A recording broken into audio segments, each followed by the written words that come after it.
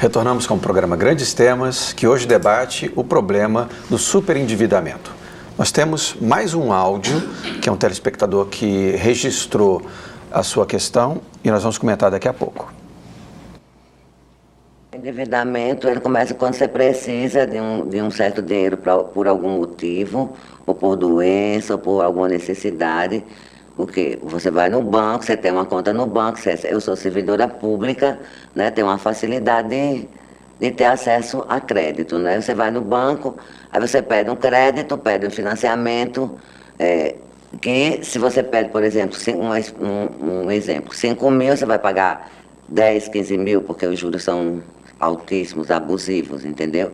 Aí depois, quando você já está perto de terminar aquele financiamento, aquele empréstimo, o banco liga, oferece para você, né, que baixou os juros, oferece mais dinheiro para você, às vezes você se encanta, vou comprar uma coisa ou outra, ou então mesmo por necessidade, aí você renova o empréstimo. Quando você renova o empréstimo, você está refinanciando aquele empréstimo, ganha mais algum dinheiro, mas refinancia o empréstimo de novo. Aí, então, isso vira uma bola de neve. Né, quando você vê, quando você percebe, alguns 2, 3, 4 anos depois, você deve já uma fortuna ao banco e você vai se endividando, assim, que você vai passar 10, 15 anos pagando. Hoje eu não posso me aposentar porque não permito, porque os meus empréstimos não permitem. Então, eu vou trabalhar até 70 anos, vou trabalhar até morrer, se for possível, para pagar o banco. Assim, o meu comprometimento chegou a 50% do meu salário, então eu não posso mais recuar, entendeu? Veio o 13º que atrasou, aí isso aí, é uma bola de neve, aí você vai pegando mais dinheiro emprestado, vem cartão de crédito com atraso de pagamento, você vai pagar o cartão de crédito e vai financiando a sua dívida, que chega ao ponto que eu cheguei, entendeu? Então hoje, assim, a minha vida, a qualidade de vida baixou, porque eu não posso ter acessibilidade a determinadas coisas básicas na vida, por exemplo, entrar de férias, viajar, ir para um restaurante, comer uma coisa melhor, no final de semana, não sei o quê, porque o salário do meu salário é totalmente comprometido, então eu pago o básico, entendeu? O resto. É mais um drama, a pessoa pediu também para permanecer oculta, as vozes são alteradas para não haver possibilidade de identificação, mas a gente vê que já é mais uma vez um drama terrível, com repercussões sociais muito duras, não é? Eu queria convidar essa senhora a procurar o PROCON estadual, porque não que nós tenhamos soluções para todos os casos, mas para a gente analisar a situação, ver quanto ela já pagou, quanto ainda tem, quanto é negociação, novo empréstimo em cima de um empréstimo, para a gente tentar junto à instituição financeira. Para se ter uma ideia, eu queria que ela, se estiver assistindo o programa, se motive, se energize, que o caso dela, ela vai se aposentar, certo? Por quê? Porque de 85% das pessoas que procuram o PROCON com superendividamento, elas conseguem resolver o problema delas. É um índice que a gente tem de números concretos. Então, eu espero que o caso dela se adeque e eu clamo para que ela possa procurar o PROCON, se dirija ao PROCON estadual, ali da Ribeira ou do Via Direta, ou se ela morar na Zona Norte, no Shopping Estação, e que a gente possa fazer um churrasco aí comemorando a aposentadoria dela. Esse é um assunto muito importante, né? O grupo de estudos, Seguridade Social, a gente trabalha com a questão também da Previdência, e esse é um aspecto, no caso do empréstimo consignado, a margem é 30% do salário. O que acontece? Uma pessoa que está na ativa, 30% é X. Geralmente, quando você se aposenta, perde alguma gratificação, né, de atividade, alguma... Perde áreas. Perde áreas. Então, assim, na essência, quando ela disse que não pode se aposentar, foi um outro aspecto que a gente identificou, a gente tem identificado quando faz trabalho, quando faz palestra, as pessoas se inscrevem e dizem, olha, se eu me aposentar, a margem de 30% que permanece no empréstimo representa 30% da ativa. Ela leva para a aposentadoria, mesmo que reduza o salário, então, isso inviabiliza. A pessoa pode legalmente pedir aposentadoria, mas ela não vai conseguir pagar. E ainda, hoje, além disso, o doutor Edivaldo pode até acrescentar detalhes sobre isso, a legislação permite, aí ele já chama 35% de margem, porque a legislação permite que 5% você faça empréstimo de 5% para quitar a dívida de cartão. Provavelmente essa consumidora deve ter comprometido 35% só no consignado, porque a legislação permite que ela faça esse empréstimo para cumprir a dívida de cartão de crédito. Fora isso, o consumidor pode, que está endividado e fez crédito consignado, ele pode fazer um CDC, que é um crédito direto ao consumidor, e em qualquer outro órgão, outra instituição financeira, que em geral propõe comprar essas outras dívidas na hora de fazer esse. Então, é isso que a gente está chamando, e eu acho que aí, né, esse depoimento da consumidora, ela resumiu como é o processo do superendividamento, né, e que passa por uma dívida que você faz para pagar outra, e que compromete, que eu acho que esse é o nosso desafio, ele compromete literalmente a qualidade de vida das pessoas. Né? E não é uma coisa individual, não é um fenômeno hoje que acontece coletivo. com uma ou outra. Ele atinge grande parte da nossa população. O doutor Círios colocou aqui um dado que eu acho que é importante nós reforçarmos e chamarmos a atenção das autoridades, dos pesquisadores, dos professores, da gente fazer uma força-tarefa mesmo. Eu acho que Natal está precisando que a gente faça outros programas de rádio, quem sabe a gente pode ter um programa mais permanente, né, de orientação ao consumidor, de atendimento virtual, porque esse não é à toa que exatamente em Natal, no Nordeste, a gente tem um fenômeno desse. Então, esse fenômeno em Natal tem uma relação, com certeza, de ser uma cidade com maioria de servidor público, isso aí é conhecido, é servidor público e militares, né, já tem uma tradição, um pouco de serviços e comércio, dependente, inclusive, do padrão de vida do servidor público. E esse endividamento, para concluir, esse superendividamento que a gente vivencia hoje, ele tem um peso da informação, de não pensar duas vezes antes de contratualizar um empréstimo. E aí a dica da gente, mais uma vez, é que pense 2, 3 mil vezes antes de cair nas garras, vamos chamar assim, na sedução, porque é muito sedutor, parece muito fácil. E o discurso dela mostra isso, que é muito fácil. Né? Você oferece e você acha que naquele momento ainda vai ter um troquinho a mais, porque é assim que ele diz, você vai pagar a sua dívida, vai ficar com 2 mil, 3 mil na sua conta, e aí são 15 anos. O relato dela é impressionante. A média que ela vai passar, pelo jeito, elas vão trabalhar até 70. E pela voz, eu acho que já é uma idosa, que aí não pode se aposentar justamente porque não teria capacidade de pagamento. Agora, Davi, eu queria que passe logo para o Fabrício, porque assim, o debate em torno da questão mostra que isso começa a ser preocupante para o próprio mercado. Sim. Porque não é interessante para o mercado você ter um consumidor super endividado. É interessante para o mercado você ter consumidores que conseguiram restaurar sua condição financeira para poder consumir, para poder gerar o mercado, de certo modo. Então, assim, não é nem inteligente para o próprio mercado ficar vítima, né, ele próprio, desse esquema financeiro, né, Fabrício? Essa questão da restauração tem muito a ver com a renegociação.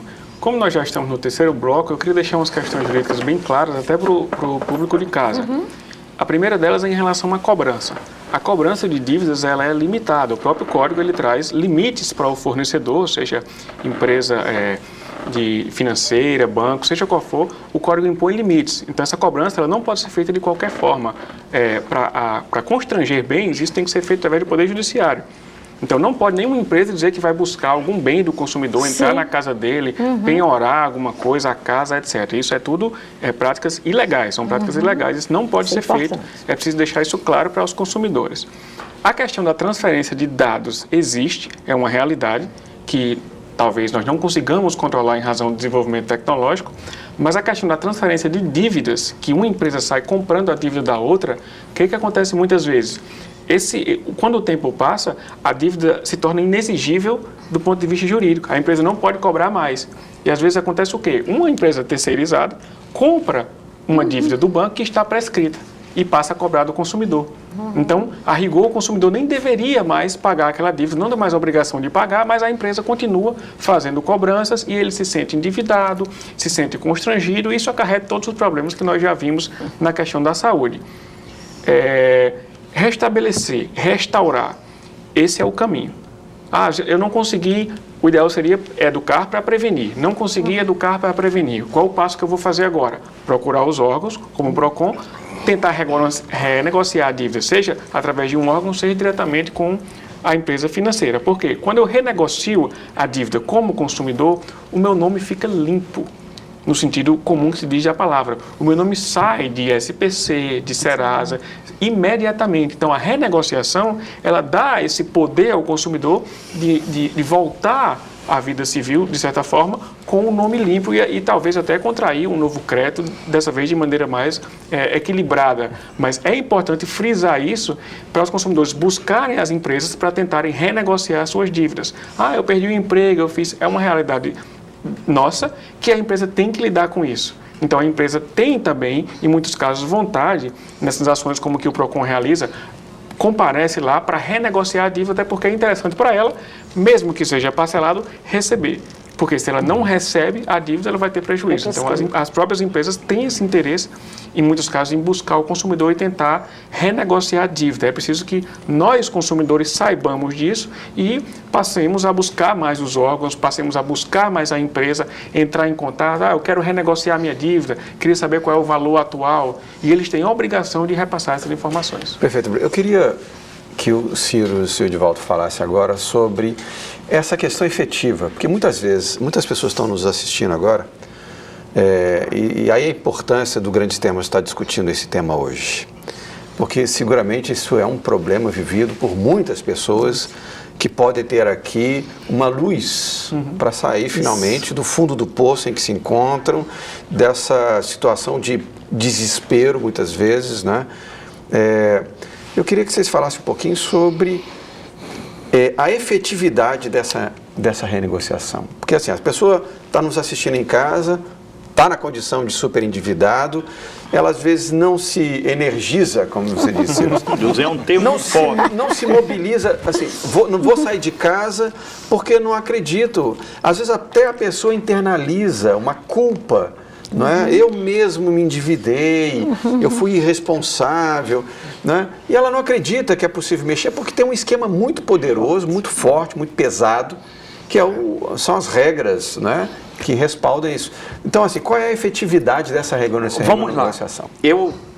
As palavras do professor Fabrício foram muito interessantes quando ele mencionou: procurem os órgãos de proteção. Professora Dalva também. Por quê? Eu dou um exemplo clássico. Hoje, o maior problema de denúncia do PROCON é fila de banco. Só que se eu for buscar em números, ninguém que ficou numa fila do banco saiu de lá e foi abrir um processo junto ao PROCON para que o banco fosse multado porque colocou o consumidor para passar 2, 3 horas na fila. Então, as pessoas precisam sair do seu marasmo de tristeza, de indignação e procurar um meio de solucionar. Agora fizemos em março o mutirão da Zona Norte. Atendemos 3.000 casos, índice de resolução na hora. O cliente saindo com o boleto, às vezes 10 vezes menor do que o valor da dívida. Eu salvo muito vídeo, as pessoas chorando e dizendo: hoje eu vou conseguir dormir. Eu tenho um nome, gente, agricultor, dizendo: agora o meu nome está limpo, eu volto agora a poder ser um cidadão limpo. E já mandando aí essa parte da efetividade, Sérgio, e me despedindo aqui nas minhas palavras, é dizer que em 2017 nós percorremos 8 cidades do interior fazendo mutirão. Por incrível que pareça, nos interiores o número ainda é pequeno. A gente consegue numa cidade fazer 50 acordos, 60, mas no da Zona Norte, que foi agora em março, nós fizemos 3.000 soluções de conflitos, e agora em junho vai ter aqui em Natal, no shopping Via Direta, um grande mutirão de combate ao superendividamento, que a gente pretende atender 10.000 pessoas. Essa é a nossa programação. Então, você que está com dívida, que está assistindo, saia. Ninguém está para julgar. A gente pega de 10 pessoas, 3 têm mais de uma dívida. Ela não só tem uma, não. Ela diz: a minha é com a Riachuelo, é com a CIA, é com a Renner, é com o cartão XY. Então, assim, vamos tentar voltar a que você, consumidor, tenha a sua cidadania restabelecida. Perfeito. Edivaldo. Eu acho que o caminho é justamente esse. Para começar, eu quero só delimitar um ponto. Nós estamos falando do consumidor de boa fé, pessoa física de boa fé, porque tem um outro consumidor que a gente não pode estar tratando. Essa pessoa realmente tem dificuldade. Ele naturalmente é vulnerável. E tem a situação dos hipervulneráveis, que são os idosos, que não tem realmente esse ânimo de procurar. Analfabetos. O trabalho, a solução seria fazer, igual o doutor Círios falou, a gente ia realmente atrás, o PROCON está se mobilizando nesse sentido. Nós fizemos um grande projeto no ano passado, eu e a doutora Dalva, no sentido de ir atrás dos idosos, das comunidades, alertando, comunicando, dando caminhos. São programas como esse de conscientização, na universidade também. Esse é o caminho, essa é a solução. É um trabalho realmente difícil. Porque o consumidor tem que ter essa consciência que ele é poder, que ele tem que se assumir. Enquanto nos Estados Unidos nós temos associações civis, tem mais de 3 milhões de pessoas que realmente exercem sua força com relação às empresas, no Brasil nós não temos associações grandes, nós não nos unimos, nós não estamos preparados. Eu acho que esse é o caminho, é ir atrás do consumidor, alertar e divulgar que ele tem direito e tem que ter sua dignidade, né? Sua força. Perfeito. Dalva, conclusão? Exatamente. Eles apostam na honestidade, porque, assim, em princípio, o povo brasileiro, ele prima muito. E quanto mais pobre, mais dá valor ao seu nome. A única propriedade que tem é o seu nome limpo. É assim que o cidadão comum diz: eu quero ter meu nome limpo. Então, as instituições financeiras, elas estudam, inclusive, esse comportamento do consumidor. Eles sabem que a grande maioria gostaria de ter o nome limpo, não está endividado porque quer, mas que não detém a informação. E eles trabalham justamente em cima desse desconhecimento, dessa fragilidade e dessa boa-fé desse cidadão. É por isso que o cidadão renova, faz outro empréstimo, é por isso que ele aceita de imediato a primeira proposta de renegociação da dívida.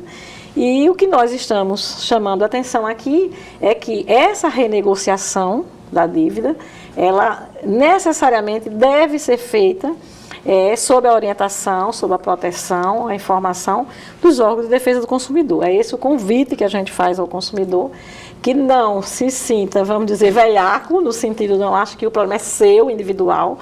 Nós vivemos um fenômeno sociológico na nossa sociedade que leva ao superendividamento. A própria proposta de renegociar e o fenômeno do superendividamento, ele passa por aí, justamente quando eu tenho comprometido a capacidade de compra dos consumidores, porque estão endividados.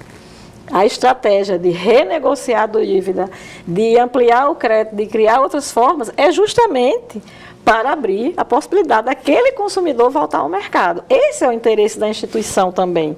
É juro sobre juro, é fazer circular capital, mas é também colocar aquele cidadão de novo no mercado. E para aquele cidadão comum, estar com seu nome limpo é tudo o que ele deseja.